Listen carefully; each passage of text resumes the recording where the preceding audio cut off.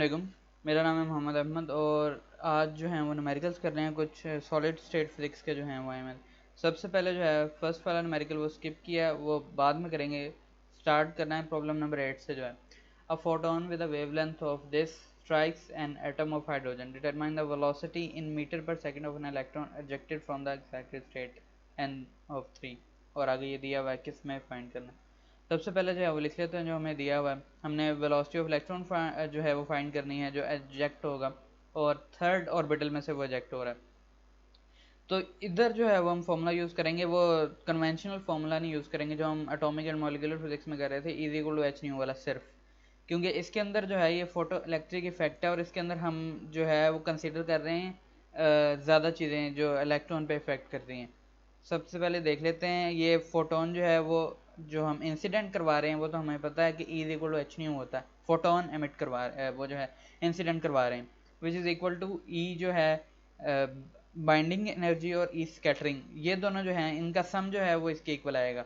ऐसे समझ लें कि हमने जो है इंसिडेंट की है फोटोन एक एच न्यू एनर्जी के साथ, तो वो कुछ जो एनर्जी है उसकी E B I N binding energy, वो इलेक्ट्रॉन को न्यूक्लियर की फोर्स से दूर लेके जाने के लिए यूज़ हो जाएगी। उसकी जो न्यूक्लियर की भी फोर्स होती है ना इलेक्ट्रॉन्स पे, तो कुछ एनर्जी जो है वो उधर से निकालने के लिए यूज़ हो जाएगी न्यूक्लियस के चुंगल से जो है वो छुड़ाने के लिए इलेक्ट्रॉन को, और कुछ एनर्जी जो है वो इलेक्ट्रॉन को फिर ऑर्बिटल से बाहर जो है वो स्कैटर करने के लिए यूज़ हो जाएगी। इसलिए हमने दो में डिवाइड कर दिया जो इंसिडेंट आ रही है।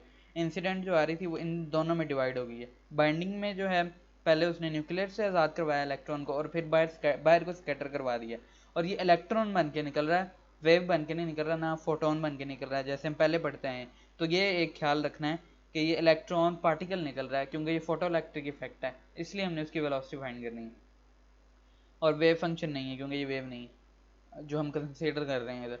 सबसे पहले जो एच न्यू होता है इंसिडेंट जो हमने बीम खुद बम्बार्ड करवाई है एच न्यू, और न्यू जो है वो सी ओवर लेमडा होता है। न्यू को जो है मैंने थोड़ा सा कर्व जो है वी को बनाया है, और वी जो है वो सिंपली वी बनाया है, वो आगे कुछ न्यूमेरिकल्स में आएगा। और ई बाइनरी जो होती है ये आपने चेक करनी है तो चेक कर लें, ये रेबर्ड जो है रेडबर्ग फार्मूला होता है उससे ही आती है।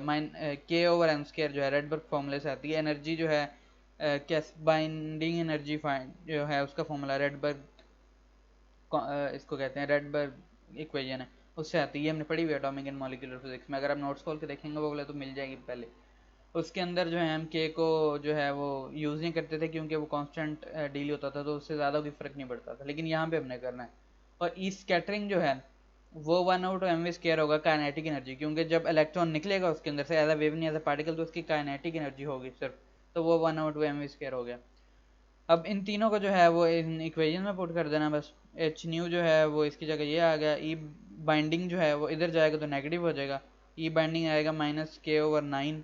के ओवर एन स्केयर है तो एन हमारे पास 3 दिया हुआ उन्होंने, तो k/9 आ जाएगा, तो -k/9 आ जाएगा इस साइड पे जाके, और इक्वल टू 1/2 mv²। यहाँ से हमने वेलोसिटी फाइंड करनी थी इलेक्ट्रॉन की जो एजेक्ट होगा उससे मीटर पर सेकंड में, उसकी वेलोसिटी आ जाएगी। बस स्क्वायर रूट ले लेंगे 2 यहाँ पे डिवाइड हो रहा है, वहाँ जाके मल्टीप्लाई हो जाएगा, और इस तरह 2/m होके, तो इसमें बस वैल्यूज़ पुट करनी है और ये उसकी आ जाएगी मीटर पर सेकंड में वेलोसिटी।